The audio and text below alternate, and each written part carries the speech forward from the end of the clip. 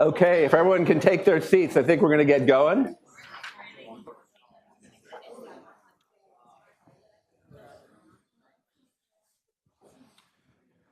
So good afternoon, everybody. My name is Mike Abramowitz. I'm the president of Freedom House, and I'm delighted to introduce you all to our annual Mark Palmer Forum for the Advancement of Democracy. Before we get going, I would like to say a word about Mark Palmer, who was for many years the vice chair and a longtime trustee of Freedom House and a friend to us at Freedom House. He was really a fierce and committed champion of democracy and human rights, and his story is still extremely inspiring to all of us at Freedom House. Sadly, I never knew Mark, but I knew of him in part because he served with my father together in the State Department. But even before he got to the State Department, he was an activist during the Civil Rights Movement in the United States. He organized demonstrations in Georgia, Alabama, and elsewhere, and then he joined the State Department, the Foreign Service, after graduating from Yale, and he dedicated himself to the promotion of democratic values and human rights in the face of authoritarian regimes. Now, in the back of this room, there is a really amazing picture of Mark that I would urge you guys to stop by and take a look at, maybe at a break. Don't all get up at once. But this is a picture of him in Hungary in 1986. He was the U.S. ambassador to Hungary, and during his service there, he was really an unabashed proponent of the fledgling democracy movement that was trying to throw off the yoke of years of communism. And that picture is from 1989, and he was invited by a group of Hungarian activists to participate in a march protesting the ruling Communist Party. And he was a sitting U.S. ambassador at the time, and this was not the normal thing that a U.S. ambassador does, but he accepted the invitation, and he marched through the streets of Budapest in solidarity with the activists demonstrating against the country's oppressive regime. And his show of support for the activist cause instantly gave credibility to the protesters. And even if, and I don't know, I think some of his actions may have drawn some reprimands from his superiors at the State Department, but it was really a very powerful statement from the U.S. ambassador, and one that's inspiring to us. And as he said in his own words, "This is the greatest opportunity the West has had to influence this region since the division of Europe after World War II. We simply must jump in, not only to advance our own values and economic system, but to do all we can to ensure that these dramatic changes come with maximum stability." And he believed not only that democracy was a path to freedom, but that the United States had a key role to play in fostering democratic movements across the globe. So many of you will also not be surprised to hear that Mark was the author of President Reagan's Westminster speech that called for the establishment of what became the National Endowment for Democracy. So his work really does remain an inspiration for those of us at Freedom House as we face even greater challenges against the institutions of democracy and against despotism. So I would like to actually welcome and extend special thanks to Sushma Palmer. Sushma, could you just stand for a second? Is that okay? I am holding it. Okay. but thank you. Sushma is Mark's widow, and she is a trustee of Freedom House and a dear friend to all of us, and very devoted helping us advance the legacy of Mark's work. And without her support, this Palmer Forum would not be possible. So thank you, Sushma. It's always a pleasure and privilege to have you with us. And thank you for your support for Freedom House. So today, at this forum, we have the opportunity to explore ways in which we together could improve the global prospects for democracy and human rights. And our focus today is countering modern authoritarianism, a theme that reflects the precarious state of democracy around the world. Democracy now is in its 12th consecutive year of decline, as we reported just 2 months ago in our Freedom of the World report.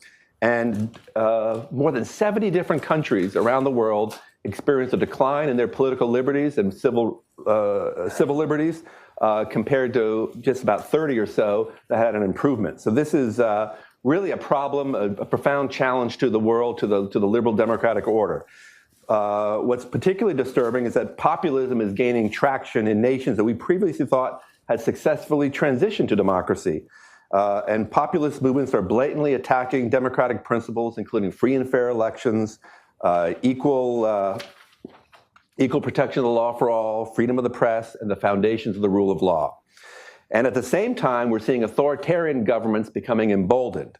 And China and Russia in particular are attacking pillars of freedom, not just in their own societies, but across the borders, offering alternative governance models based not on universal democratic values, but on control, fear, and oppression. And I can tell you that in my first year at Freedom House as a president, I really see how important it is for us to be able to make a very strong defense of democracy in the face of these kinds of challenges. And we're also concerned at Freedom House about the acceleration of the U.S. from its historical leadership role in really standing for democracy and human rights. And that's also something that we perhaps will hear about a little bit today at the forum. So I would like to introduce our keynote speaker, and it's really we're really very lucky to have Yascha Mounk today as our keynote speaker. I think many of you have been reading the newspaper or social media. He's a mad tweeter. But he's been long studying the challenges posed by modern authoritarianism and has some compelling recommendations for how to respond to them. Yascha is a lecturer of government at Harvard and is a real expert on the crisis of liberal democracy and the rise of populism. And his recently published book, The People versus Democracy, Why Our Freedom is in Danger and How to Save It, offers important insights into the decline of liberal democracy.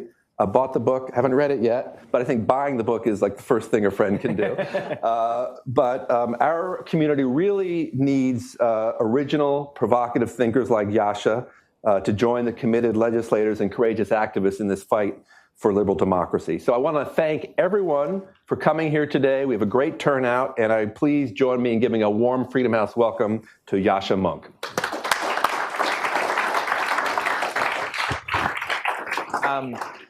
Well, thanks. It's really an honor to be here in memory and part of Mark Palmer, and in recognition also of the wonderful work that Freedom House does. I cite Freedom House all of the time. I cited in a piece I published yesterday about the shameful way in which not just the President of the United States, but political leaders across the West have congratulated Vladimir Putin on his electoral victory. So I know the importance of the work that this organization does. I grew up in Germany as the child of Polish parents, and around the kitchen table, they would always tell these jokes, which I didn't quite understand. I didn't understand it because I didn't know various, obscure Polish political figures of the 1960s. I also didn't understand it because it seemed to express a sort of certain sense of political powerlessness and hopelessness that I couldn't quite relate to. But over the last couple of years, I've been finding myself thinking back to one particular joke that I heard at my kitchen table. It's relatively simple. It's a man in the Soviet Union. He walks home from work late at night, and when he's nearly at his apartment, he sees another guy on the side of the road, standing over the gutter, completely drunk, throwing up. As soon as he sees the guy, he puts on a big smile. He walks over, he puts a hand on his shoulder, and he says, "I completely agree with your political analysis, comrade." So you can see why I might have been thinking about that for the last couple of years. The thing that's going on in democracies around the world is really something very striking and very important, right? One way of expressing that is, as Mike said, that for the 12th consecutive year on the Freedom House Index, you have more countries moving away from democracy than those wonderful, inspiring examples that we still are hopeful about that are moving towards democracy. So as Larry Diamond puts it, we've had a democratic recession that's now lasted over a decade. And that's very concerning. I would actually go a step further, because I think, democracies aren't exactly made alike in one important sense, which is that we've had a bottom line assumption about how history was going to play out. One way of putting that is Francis Fukuyama's idea of the end of history, which is much maligned by people who've never read the book. But the truth of it is that even people who've always scoffed at that turn of phrase shared a lot of his assumptions. mainstream political scientists were convinced that, yes, relatively poor democracies might collapse. Yes, relatively rich authoritarian regimes might remain stable. But there's a unique class of regimes that has political stability unlike any other. And those are affluent democracies with more than about $14,000 GDP per capita in today's terms that have already had a couple of changes of government for free and fair elections that already seem to be consolidated, right? Those countries, the idea was, would remain stable forevermore. We don't have to worry about them. We don't have to worry about democracy in countries like, say, the United States, like France, like Sweden. And that lent itself to a very, very optimistic picture, because even if year to year there was some movement to democracy, some movement away from democracy, we could expect that there's this big chunk of very politically powerful countries that were always going to be democracies. And over time, you would have other countries slowly being added to that column as fledgling democracies consolidated and became more affluent, as some rich authoritarian regimes might transition towards democracy. So the outlook was clear. Over time, the space of democracy would expand. I think that's the conception we all grew up with.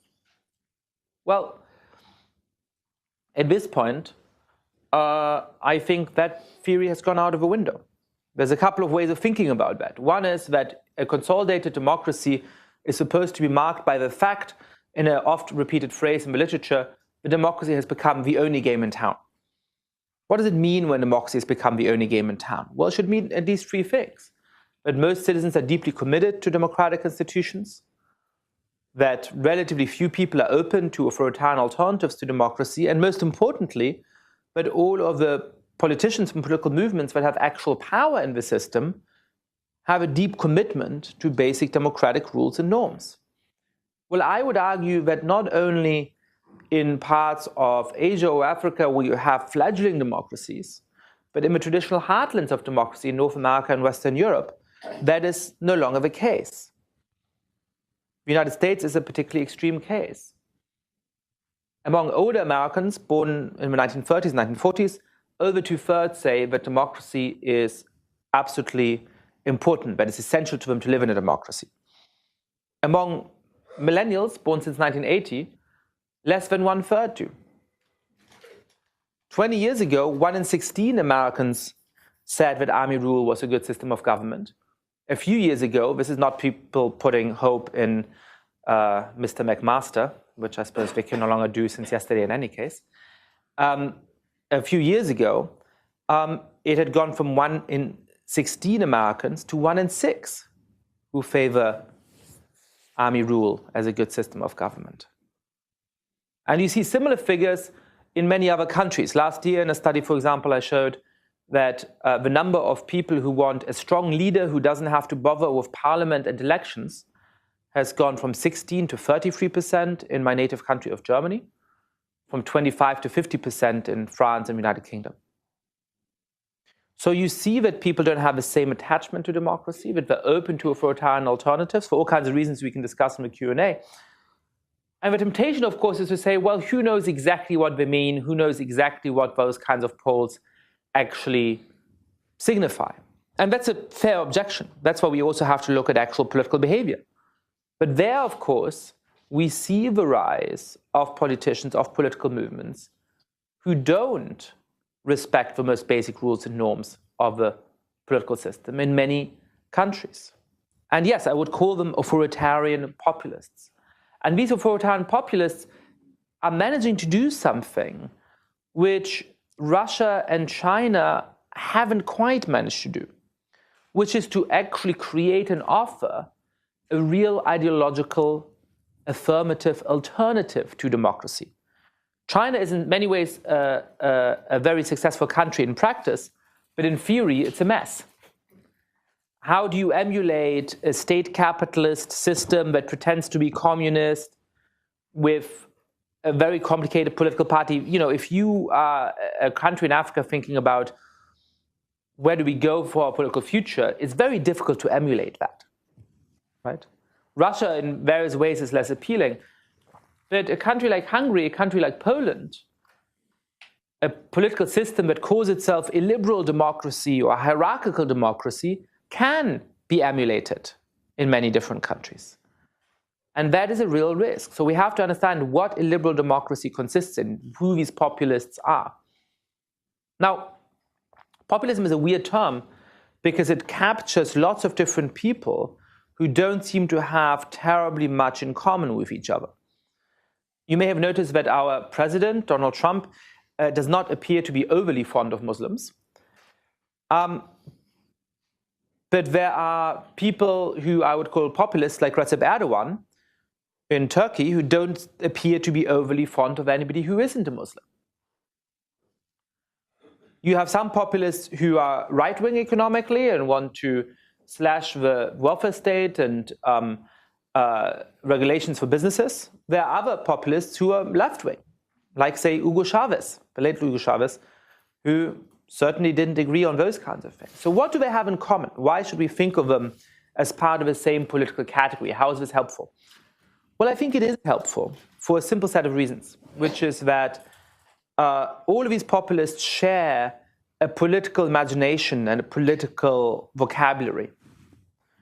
What they have in common is the claim that the only reason, not one of the reasons, the only real reason why we have political problems is that the political elite is corrupt and self-serving, and that they care more about foreigners or immigrants or other strange minorities than they do about the real people like you and me. That's one thing.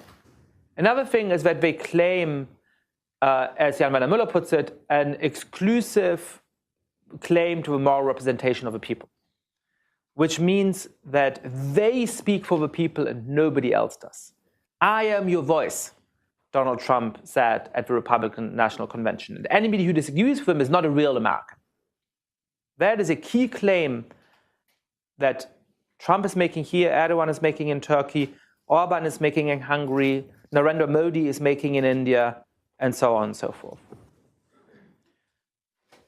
Another claim is that actually, since our political problems are fake and just caused by a corrupt political elite, actually everybody really knows how to solve it. And all you need is the person who represents the people to come into office and he'll fix everything. I'll fix it. I alone can fix it. Now, once they're in office, it of course turns out to be difficult to fix because politics is hard and complicated. So the first thing that populists sometimes do in a moment of honesty is to marvel at the fact that things actually aren't so simple. Who knew that things could be so complicated? Who knew that healthcare could be complicated? Who knew that negotiating with Kim Jong-un might turn out to be complicated? But they obviously don't want to admit that they've made false promises. And so in the next step, they start to cast blame. They start to cast blame on the media, who are supposedly peddling fake news about them and need to be controlled and regulated. They start to cast blame on the political opposition, which isn't sufficiently patriotic because it disagrees with the voice of the people, so they must be traitors. And they start to blame independent institutions, from judicial courts to ministries of justice, to law enforcement agencies, who they call enemies of the people. Now, I think it's helpful to understand this as a form of a liberal democracy. And there's been a bit of a debate about that in the scholarly literature. Because it's tempting to say, no, these are not democracies at all. They're very dangerous. They're going to end up in dictatorship. I think we need to acknowledge both of those points at the same time. So our political system, the political system we care about, is a liberal democracy, where liberal obviously has nothing to do with liberal versus conservative. It means the protection of individual rights, the rule of law, the separation of powers, and so on.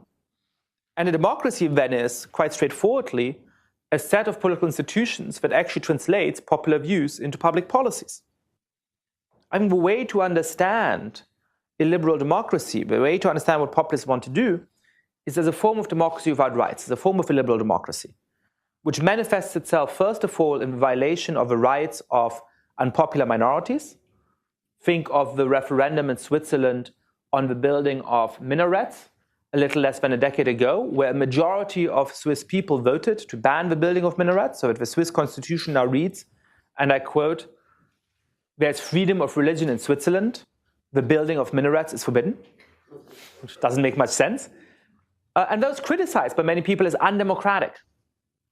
But that doesn't make sense. A majority of people voted for it. It's democratic, it's just illiberal, right? It's taking away rights in a way that I find intolerable of the biggest religious minority in the country. It's illiberal rather than undemocratic. Now, another way in which it's illiberal is that, as we're seeing in Hungary with Viktor Orban, you get a push against the free media, the capture of state institutions like the judiciary and like electoral commissions. So that we now have elections coming up in the heart of the European Union. I don't want to speak out of turn. I don't know exactly where Hungary stands on the Freedom House ranking right now, but elections that in my mind are not free or fair in the heart of the European Union. Because, for example, the Electoral Commission dominated by Orban's loyalists has investigated every opposition party in the country and fined them vast sums so they can't campaign, and somehow neglected to investigate in a similar manner the party of Viktor Orban, Fidesz. So what we're seeing there is that illiberal democracy is its own regime form, but it is not stable over time. But once you've abolished enough rights of minorities, and even more so once you have undermined the independence of the judiciary, dominated the media, dominated the Electoral Commission, you then slide towards dictatorship. And that is the nature of the danger. We need to get Berlin in 1933 out of our heads. If we think of a breakdown of democracy as happening when people run around the streets doing Hitler salutes in shiny boots with torches, then we're not going to recognize the danger that is much more real today. And that is the danger of populists who are saying, I'm going to return power to the people, I really speak for the people, getting in power, instituting a form of liberal democracy, and then slowly eroding the institutions we need in order to preserve our ability by democratic means to get rid of a democratically elected president or prime minister. The one big question we have to ask is, why is all of this happening right now? And there it's crucial that we go beyond the context of one country, because we see the rise of all of these very similar movements in many different parts of the world. So it stands to reason that they have to have some set of common causes, which may not apply straightforwardly in each country, and some causes may be stronger in some countries than in others. But if there's a common phenomenon, we should be looking for common causes. Well, in thinking about that, I thought a lot about the story of a chicken. So I'm going to tell you a story of a chicken, and you'll just have to indulge me for a minute. This is the kind of chicken that we'd all like to eat for dinner in nice places like Washington, D.C., which is to say that it's organic and got to run around in the farm and talk to its friends and so on. And its friends keep warning it and saying, hey, the farmer only seems nice.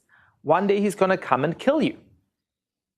The chicken says, what are you talking about? He comes and feeds me every day, and he mutters some encouraging words. Why would he suddenly act so differently?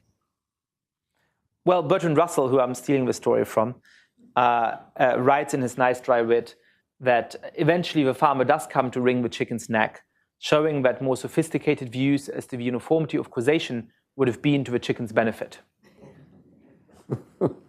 What does he mean by that? Well, he means by that there's scope conditions in the social world. That as long as the chicken was too thin for the market, the farmer had a reason to keep feeding it, and once it was fat enough to fetch a good price, he had a reason to kill it.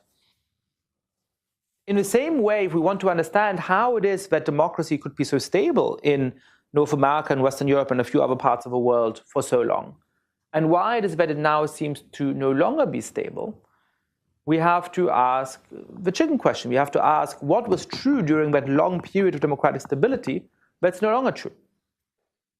So let me say a little bit about that. I think there's three big things going on. The first has to do with the economy. From 1935 to 1960, the living standard of the average American doubled. From 1960 to 1985, it doubled again. Since 1985, it's been stagnant, it's been flat. That makes a huge difference to how people think about politics. We never used to loved politicians. We never completely trusted their institutions. We never thought of DC creatures like us as paragons of moral virtue. But they thought, you know what? I'm doing twice as well as my parents did. My kids are going to do twice as well as me. Let's give them the benefit of a doubt. They seem to be sticking to their end of a deal. Now I think a lot of them are saying, you know what? I've worked really hard all my life, and I don't have that much to show for it. My kids are probably going to do much worse than me. Am I allowed to swear here, Mike? Go for it. Thank you. Let's throw some shit against the wall and see what sticks. How bad could things get?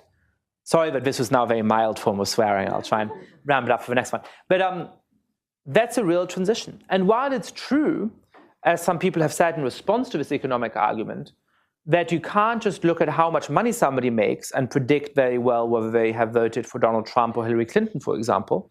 It's also true that there's a very clear geographic pattern to the support of populism, but we're seeing not just in the United States, but in countries around the world. So where did Donald Trump do especially well? Well, he won about 2/3 of American counties and just a little over 1/3 of America's GDP. He did very well in parts of a country where there'd been little recent economic investment, where there's fewer highly qualified people, where the share of jobs that might be automated away in the next 20, 30, 40 years is higher. In other words, he won in parts of a country where people had good reason to think that the future does not bode very well for them. One complication to this argument is that there are countries where populists do very well, which have had a slightly more hopeful economic story in the last 25, 30 years. Think of countries like Poland and Hungary, which clearly have seen the incomes of average people rise very rapidly since the fall of communism. Now, I think that there's still a way of making that argument work there as well. What Poles and Hungarians were promised at the time of the fall of the Soviet Union was that the living standards would quickly come to equal that of Western Europe. And they know Western Europe very well, because many of them have traveled there, many of them have gone to work there. And yet that's not what's happened. There's a persistent gap towards the living standards in Western Europe.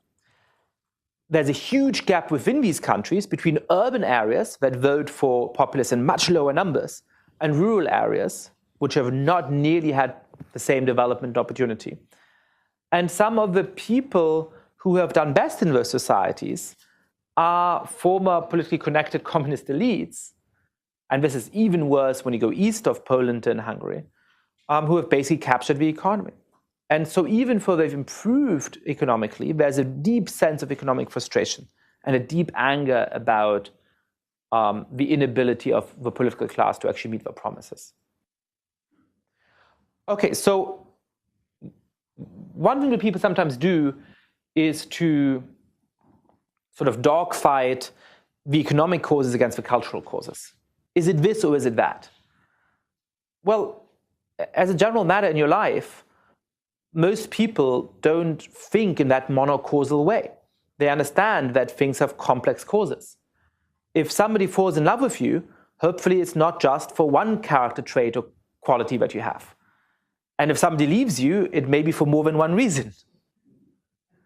And in the same way, when we think about the causes of populism, it's not either the economy or cultural factors, it's both, especially since they often reinforce each other.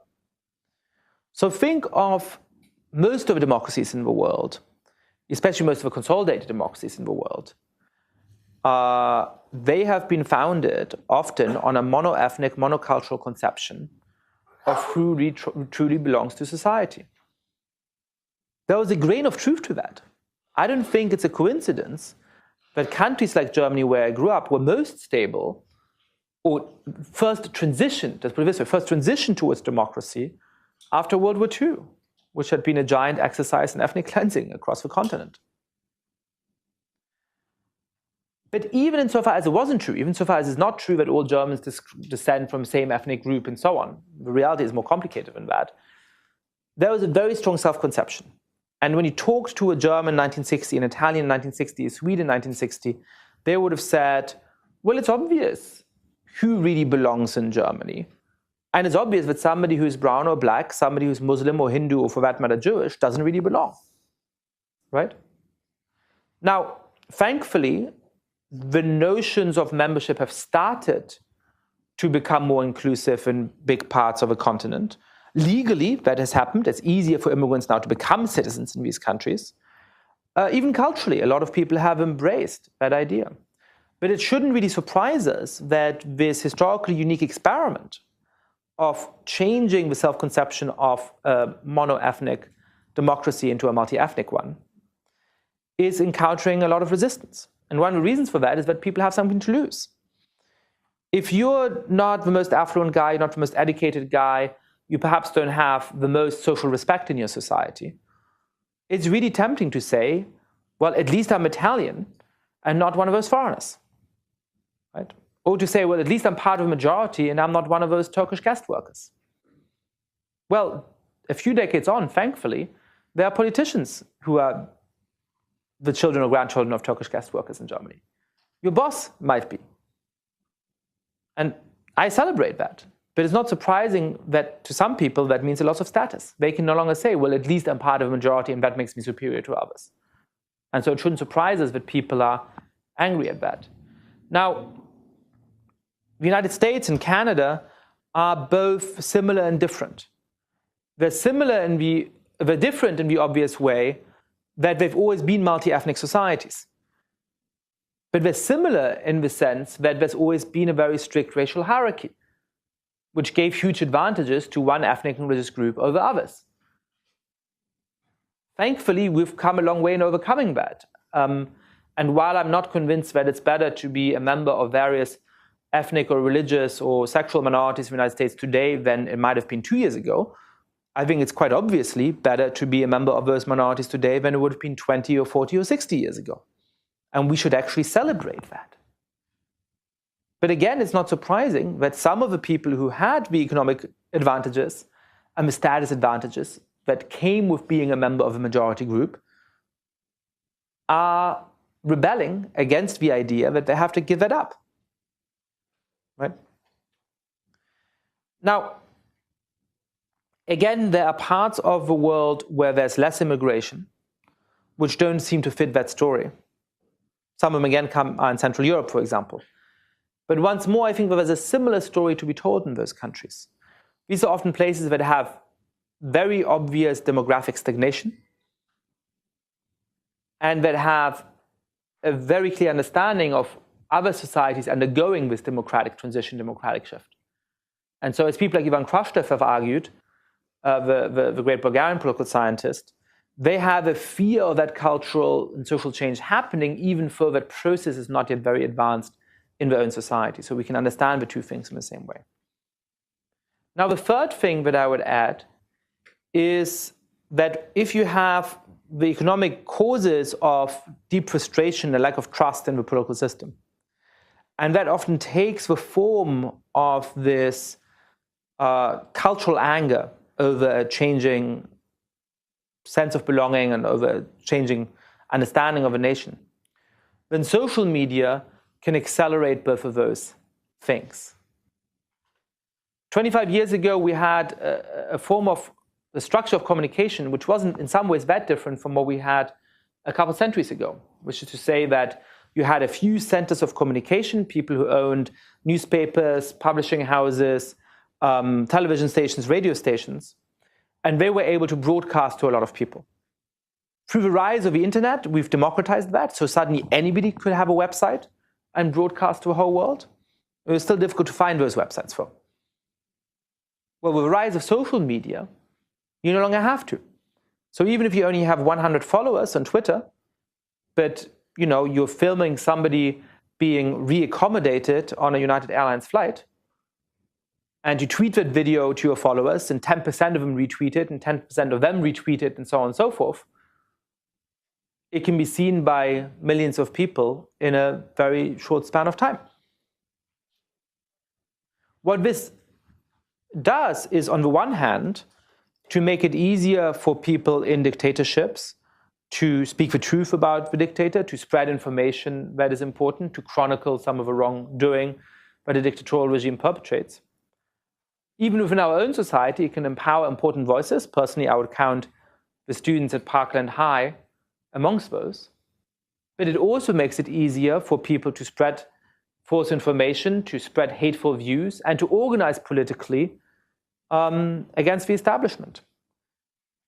So social media favors the forces of change and instability over the forces of continuity. And in a political system where we have reason to value, at a moment when the population is deeply frustrated with it, that can be a very dangerous force. Now, in the book, The People versus Democracy, I go into considerable depth in trying to think through what we can actually do in response to that.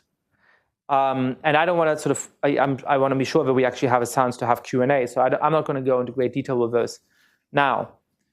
But I just want to say that we need to remember the nature of our political system, and we need to both acknowledge some of the shortcomings that we've had, the fact that we haven't delivered economic growth for people enough, for example, the fact that we haven't yet achieved an equal multi-ethnic society that's at peace with itself. But we also have to be proud of what's good in this system. And that's something that Freedom House does a great job of trying to propagate. Unlike people in Russia, in China, in Venezuela, in Turkey, in so many other countries around the world, we can still speak our mind, and we can still spread the word about why liberal democracy matters. And that is a great responsibility, and it's a great opportunity as well. And I'm glad that there's organizations like Freedom House doing that every day. Thanks.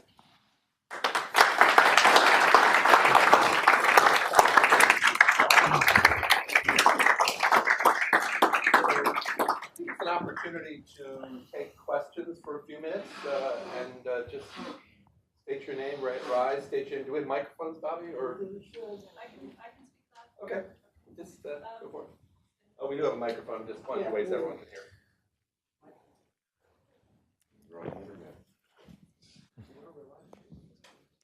hear. Thank you so much. My name is Ilhan Kagri. I work for the Muslim Public Affairs Council. And first, I want to thank Freedom House for this event today and for all the work you do, very important work that you do. The question I have is, why is it that these kinds of movements, either religiosity or populism, why do they come in waves that seem to take over huge swaths of the earth? Why it seems to me that okay, we have it in Europe, but why is it affecting America? And if we have it's so, it goes all the way to Turkey and other places. So yeah.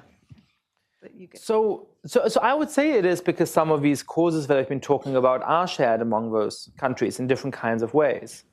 And also because people in each country can see similar developments in other countries and be concerned about them. I don't think we've managed in practically any country to give people real optimism, or in practically any democratic country, to give people real optimism about the future being better and about the political system being on their side and actually fighting for them. And that's partially because there's been a few deeper changes, like the rise of internet and social media, like the threat of automation and so on, that give people good reason to be concerned about the future, and politics hasn't had time to catch up, hasn't had time to actually offer a real vision. I mean, look, one way of thinking about the American election in 2016, and I know there's a nonpartisan institution and so on, so I'm expressing my own opinion, is that you can think of it as a competition between an extremist politics of change and a moderate politics of a status quo. Now, people really want change. So I don't think the reason why people vote for Donald Trump is necessarily that they're extremists. I think it's because they wanted hope for a better future, even if it's from a quite bleak vision of where we're at. And one way that we can stand up against that is to actually develop an optimistic politics of change that is moderate, that is certainly respectful of the basic rules and norms of liberal democracy, but that says, yes, within this political system, within the existing structures, we can actually fight for you and do something for you. And if we don't manage to do that, and this is a task not just for civil society organizations, but also for politicians, political parties, then I'm very afraid. I think in the end, the populists win when people are pessimistic and nihilistic and say, nothing's going to be done for me anyway, so at least this guy is voicing my anger. So if we want to beat that, we have to have realistic visions of how to build a better society. And that's something that I think politicians in many countries have unfortunately failed at. Do they learn from each other's playbooks? Are they sort of legitimizing one another in doing this? Yeah, so they absolutely learn from each other's playbooks. I think at this point there is a populist playbook. It's relatively straightforward. One of the few rays of hope I have about the United States is that, well, let's put it this way. If there was a populist Olympics, Donald Trump would not get to a medal rank. Because when you look at what Erdogan did in Turkey, when you look at what Orban did in Hungary, when you look at what Kaczynski is doing in Poland, they're doing three very deliberate things. Next to the stuff that Trump also does, which is to say, I alone can represent you and so on and so forth, right? That's common to all the populists. They give big presents to their supporters, whether through huge infrastructure spending in Turkey or through the daily payment to families with 2 kids, the monthly payments to families with 2 kids in Poland, right? They don't just say, I alone represent you and I'm under threat. They say, our country is under threat. I am fighting for the survival of our country, which is threatened by all of these dangerous outside forces. Trump hasn't actually done that in a very coherent way. And they attack institutions not just in a responsive way when they're under threat from a particular institution, but in a proactive way, saying the judiciary is completely failed, it's completely inefficient, we've got to reform this, not because I want more power, just because I'm trying to make things more efficient in our country, right? Thankfully, Donald Trump has not done any of those 3 things in a very strategic manner. He has sometimes tactically, mostly to save his own skin in particular political moments, but he would be much more effective and much more scary if he actually emulated that populist playbook more.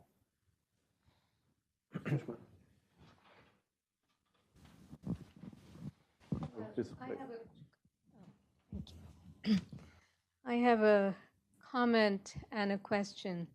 And my comment is on the term liberal and illiberal democracy. I think it's very unfortunate that the term illiberal democracy has entered into the vocabulary of democracy and human rights. And I think it's very important for it not to be recognized, not to become mainstream, and if it has become mainstream, to somehow delete it. Because it seems to me that the word illiberal and democracy are the opposite of each other. Democracy and liberty go in hand in hand. But when something is illiberal, it's not democratic.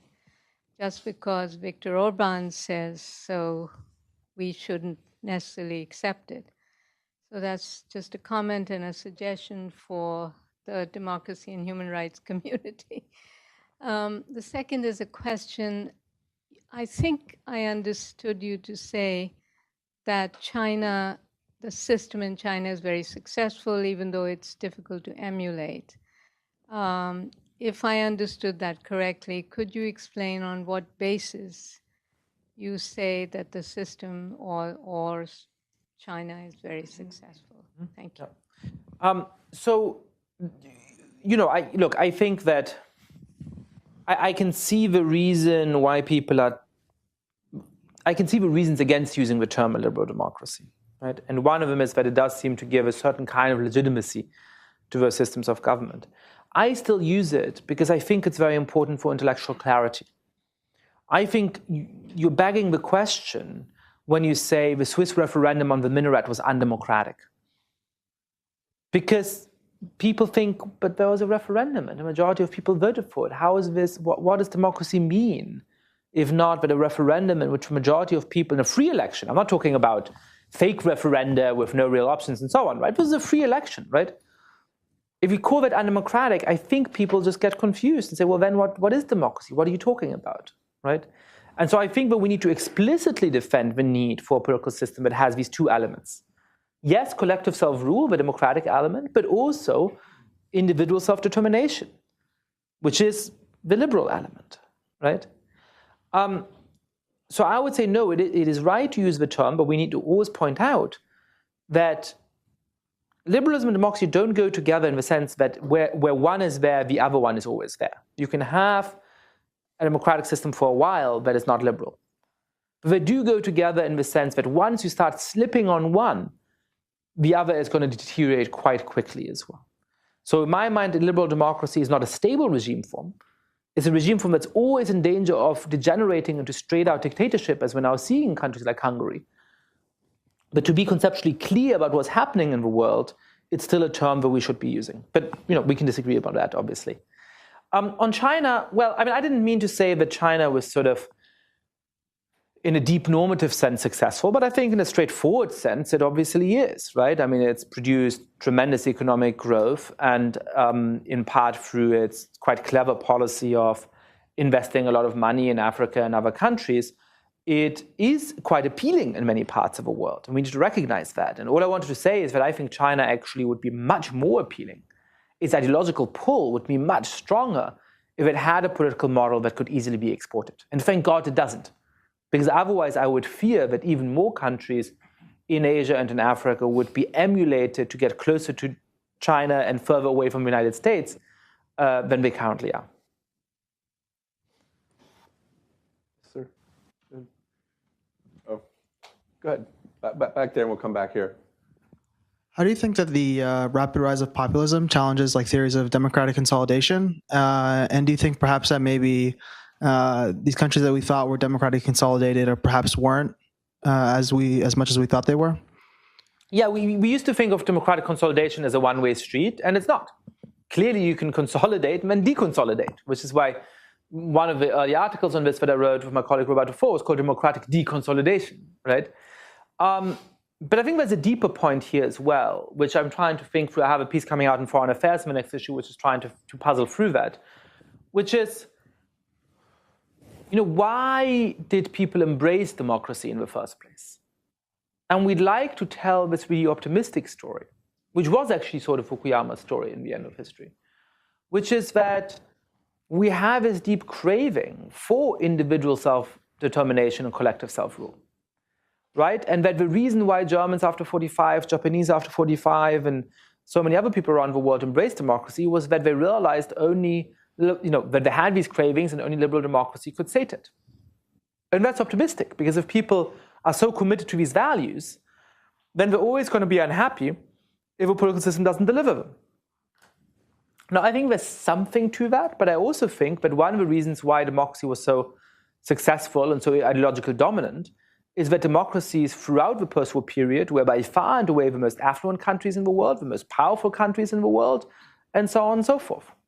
And so what people thought is not just, hey, I want self-rule and all those things. I might have said that too, but they wanted to be rich. They wanted to be powerful. They didn't want to be humiliated and all of those kinds of things. And that's what you got out of being a democracy.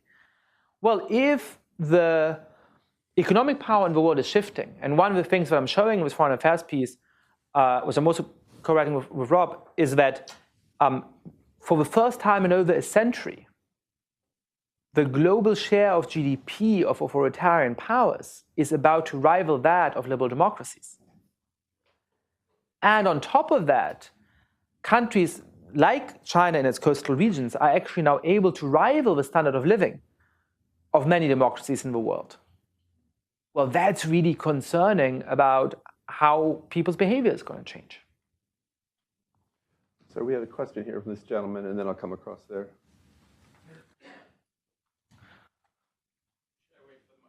Yeah, we want you to wait for the mic so people can.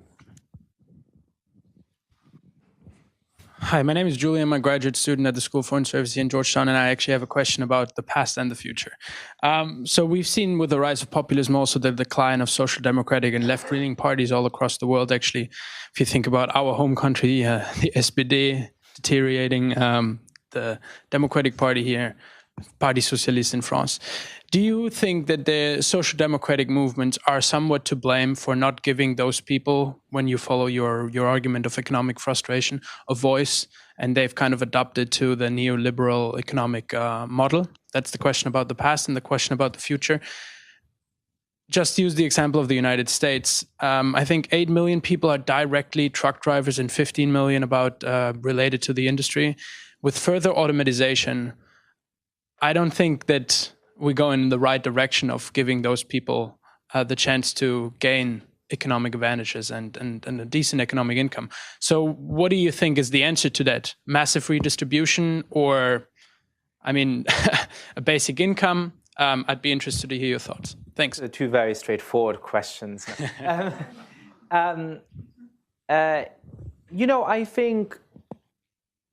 I think there's an obvious failure, and I've been arguing that when I was on book tour in Germany about a month ago. I think there's a real failure of having a realistic, optimistic vision about the economy, right? I think the framing that I often hear of, these parties have become too neoliberal. I don't like the word neoliberal because I never know what it means. I mean, I just know that people use it to mean something they don't like, but I'm not actually sure what it means, So I think what is true is that parties haven't been nearly bold enough in saying we need change. And some of that change, I think, might involve policies that are straightforwardly on the left. Some of them might involve policies that aren't straightforwardly on the left or that are even on the right. But when you think of an economic agenda for Europe and for the United States, and I talk about this a lot in the book, look, the slogan of the Brexiteers was take back control. That was in part a sort of dog whistle, but the actual underlying ambition makes perfect sense. People want to feel like they can take control of their own lives. They want to feel that their nation can take control of its fate in the era of globalization.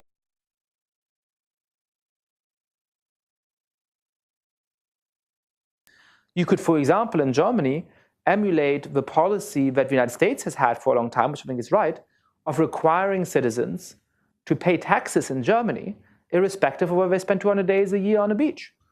You could invest a lot more money in finding people who are hiding their money in ways that are already illegal and actually punishing them so that it is a risk you're taking if you do that. You might actually go to jail. You can do a lot more to make sure that it doesn't matter whether the nominal headquarters of a corporation is in Delaware or DC, or whether it is in Dublin or Berlin, right? All of those things aren't, to my mind, anti-neoliberal or whatever. They make sense. They're not deeply ideological. You also need to do a lot more to actually increase productivity, because when you look at the figures, inequality has made a big difference, but an even bigger difference comes from the stagnation of productivity. So you need to reinvest in education in a radical way, rethink ongoing learning, adult learning in a radical way. So that it's not just you've lost your job, so let's give you a little bit of training. So that it's people actually continuing to develop and push their skills. And that starts to answer the automation question. You need to also make sure that people spend a lot less money on the bare necessities of life. People's post-tax income has increased somewhat. People's disposable income has stagnated or decreased. Why? Because people have to spend a ton of money on education, on health, and everywhere in the world on housing. That's because of stupid government policy that tries to keep government prices of houses up rather than decrease them, right? So that's sort of my big answer on that side of it. On automation,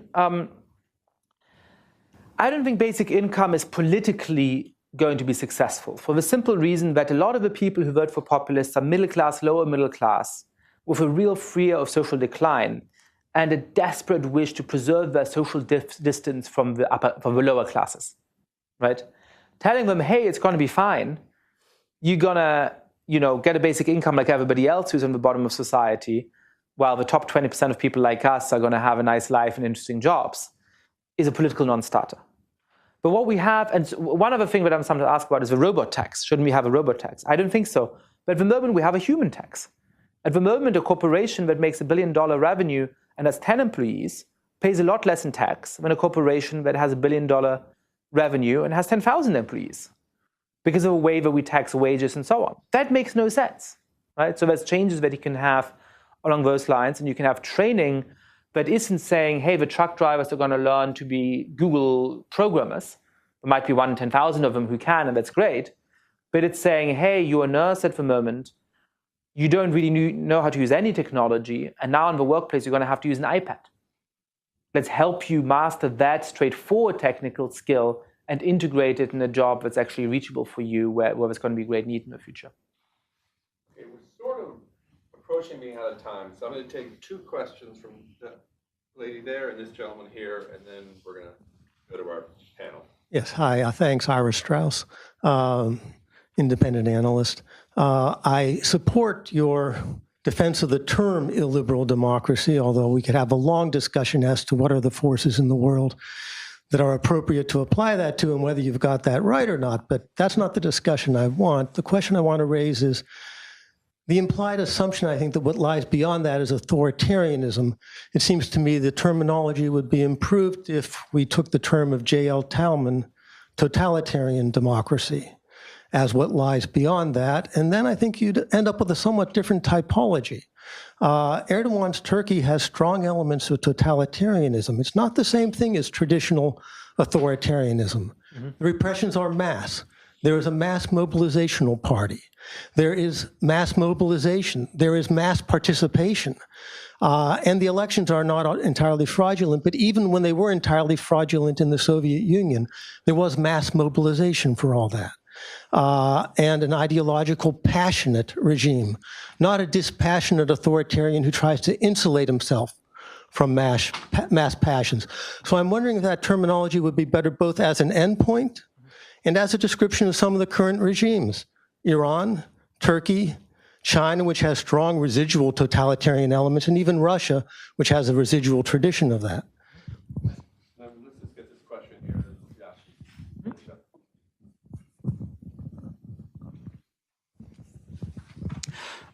To what extent do you feel the rise of corporate crony capitalism and the corruption in politics and money fuels populism and undermines democracy, and what can be done about it?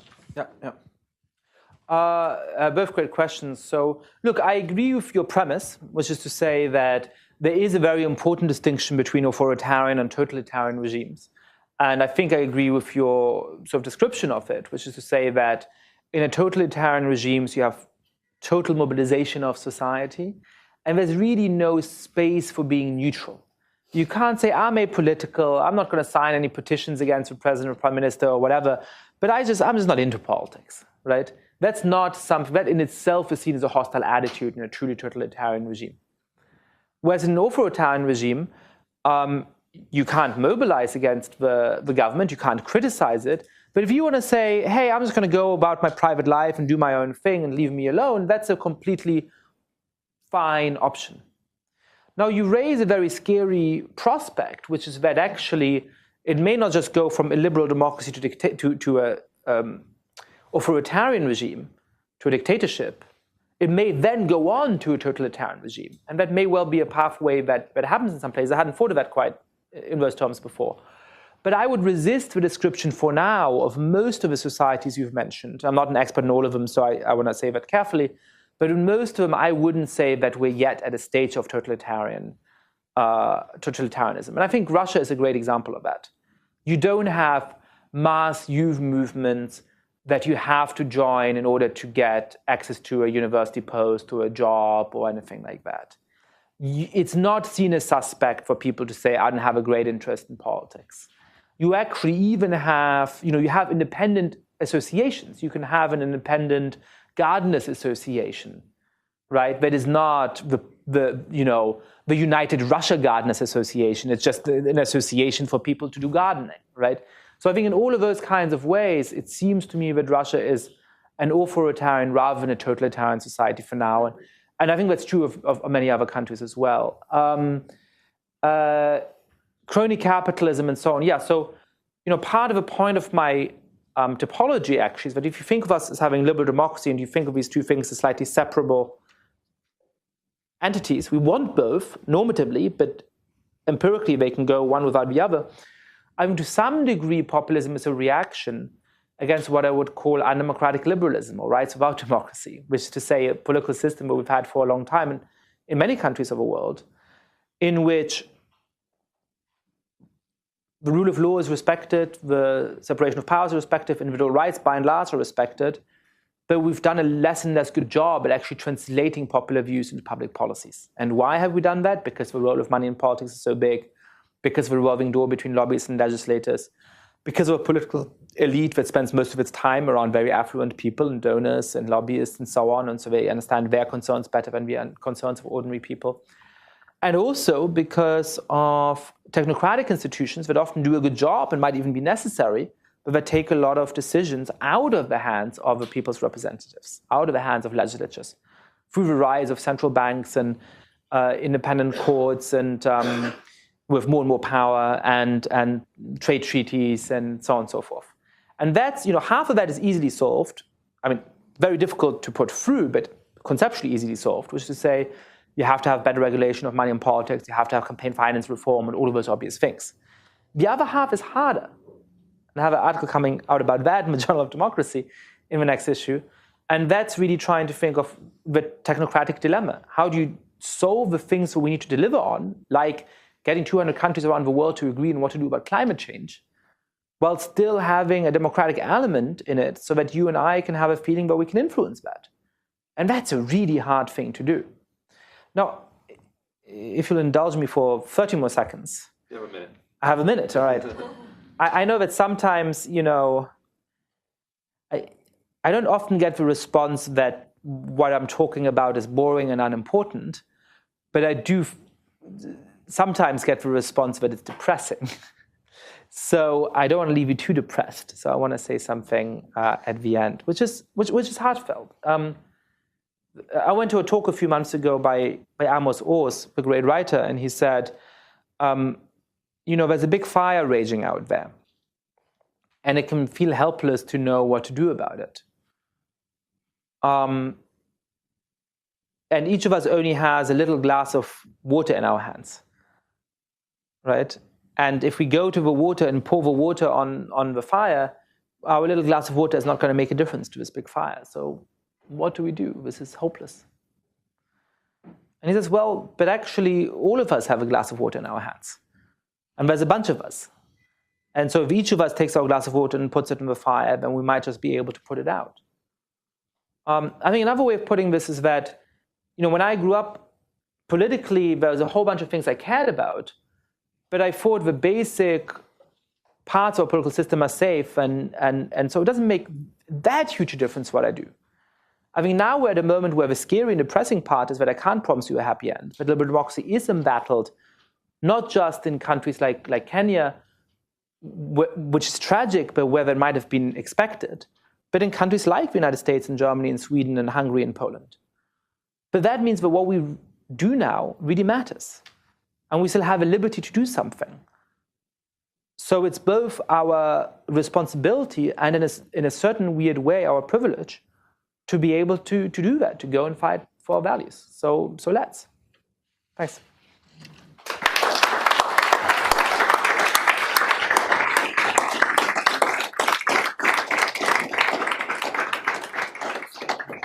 Thank you, Yascha, for a very provocative talk, and thank you for giving us a little bit of an uplifting ending. I appreciate that, because sometimes it does seem very tough out there.